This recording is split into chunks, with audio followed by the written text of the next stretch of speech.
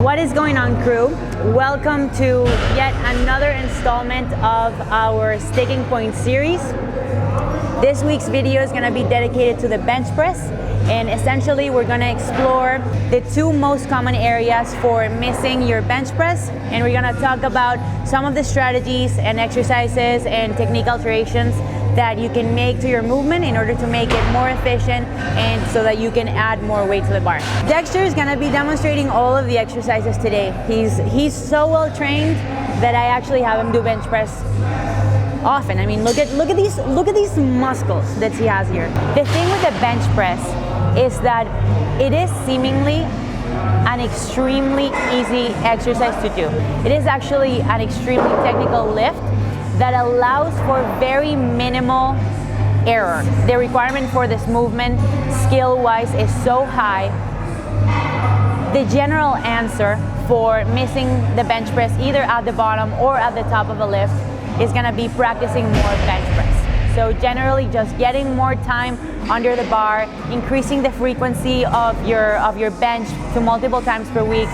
Personally, I train the bench 2 to 3 times per week.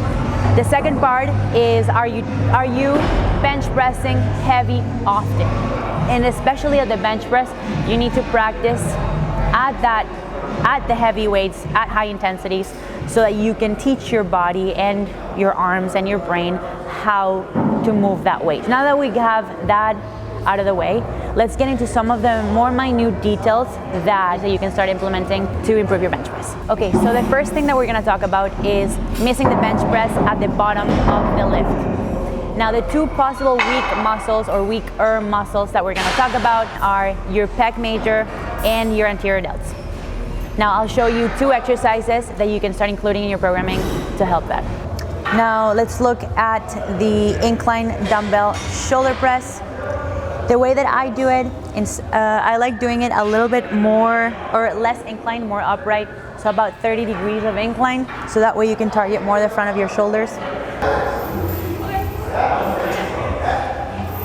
Just like that. The second exercise we're gonna do is a pec fly. It's an exercise that a lot of people have trouble with because it's hard to feel your pec actually contracted there instead of just letting it stretch out. But it's a good exercise, especially to learn how to engage the pecs at the bottom of a bench press when you're in that really wide position, and also strengthen them as well in that position. So what you want to do, you want to take a deep breath, bend your elbows a little bit, and then open them up very slowly so you can keep the tension in there. Try to squeeze your shoulder blades together. And then when you come back up, you try to squeeze your pecs together and keep the tension there. Obviously, having weakness in any particular muscle group can certainly lead to a fault in a particular movement pattern. In the bench in particular, likely the mistake or the fault is coming from a technical error. Now, one of the reasons why you might be missing the bench at the bottom is because you're losing tension coming from top to bottom. I'm gonna teach you a few drills that I use that might be helpful for that. So the first one is gonna be just practicing slow eccentric bench.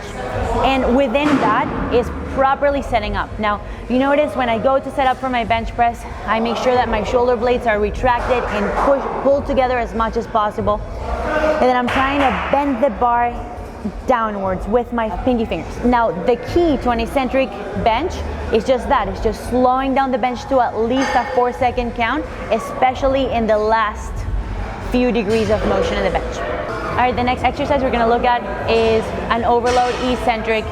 So in this case, you would wanna use about 100, 105, maybe 110% of your bench 1 rep max. This is easier for the lifters that don't have a really heavy bench because you can pretty much ask anyone to spot you. So for me, my bench is around 110 kilos, so I would use either 110 if I'm not feeling that strong that day, anywhere to up to 120 kilos. So imagine there's 120 kilos on the bar. Basically what I would do, he's gonna take off most of the weight on the way up. So on the way down, it's mostly on me to control the weight down. Technically, we are about 30% stronger on the eccentric portion of the lift than we are on the concentric, so it's not an impossibility.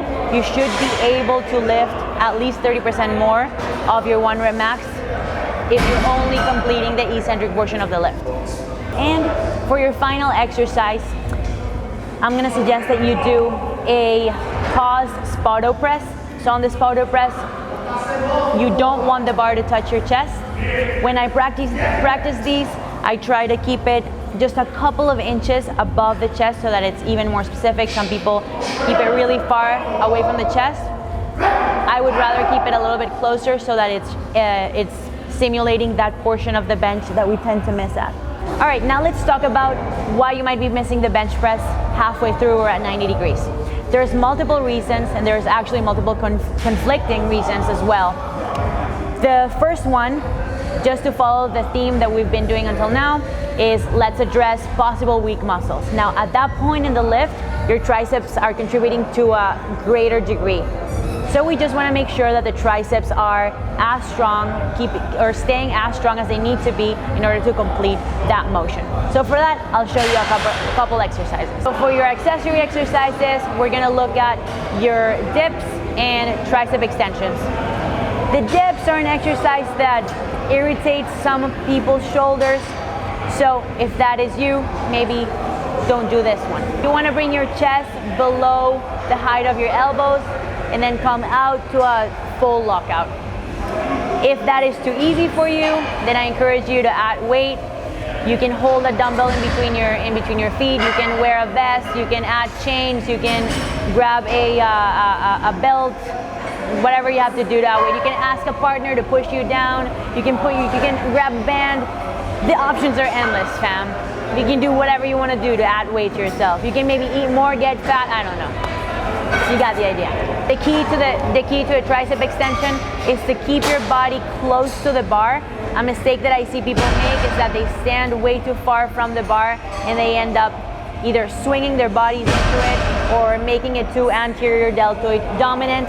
So you just want to stay close to the bar and you want to keep your elbows stuck to your torso and extend your arms, full extension, lock it in, and then bend your elbows to 90 degrees without using momentum, go right into that second rep. Recently, the idea of the most efficient bar path has been challenged by new and upcoming research, and which basically states that instead of having a bar path that goes up and back, is for a bar path that goes straight up, under the premise that this bar path is more efficient because it requires the barbell to travel a shorter distance. Let's first talk about some technique alterations that you might want to consider. The first one is you might have a bench press that is too narrow, so you're relying too much on the triceps and you're not utilizing bigger muscle groups like your chest into the movement. So if you have a really narrow press that's like this, relying mostly on the triceps, if you widen it out a little bit, now you're bringing in bigger muscles that can contribute more to the press, including not only the muscles in the front, but including your lats and the muscles in your back. So considering widening out your grip might be beneficial. A couple more specific exercises that you can include that challenge the end range of the bench press are any exercise with accommodating resistance, such as chains or bands that increase in difficulty as the bar leaves your chest, will be beneficial. I'll just show you how I use the chains. Just put them on. Essentially, as the bar lowers, less amount of chain, thus less amount of weight is going to be on the bar. And as you push off, more amount of chain is going to be off the bar and exerting force on the barbell. Okay, so board press for your second accessory exercise. Ideally, you want to have someone hold it. If not, something that I do is I put it under my shirt so that it stays in the position that I want it. The thing about partial reps is that it's getting rid of a good amount of range of motion in a good portion of the lift that includes the delivery, so the bar going up until that point. But I mean, there's no harm in doing them and strengthening that portion of the lift as well. That's why I don't like to discredit any exercise. I think that any exercise has the potential to help anyone, so it's just worth adding it in, trying it out. Did it make a difference? If the answer is yes, then you keep it in. If the answer is no, then you toss it out and you go on to the next one. And that concludes our sticking point video bench edition. This is week 3 of this series. I hope this has been beneficial for you so far and that you've learned something and been able to apply some of the concepts that we've been talking about. If you haven't checked it out, please go to my previous videos, Sticking Point Part 1, and then curing the sticking point in the squat. And stay tuned for next week, curing the sticking point in the deadlift. We're actually going to include both variations of the deadlift, the sumo deadlift and the conventional deadlift. So stay tuned, make sure you like and subscribe to the channel, and catch you guys next time.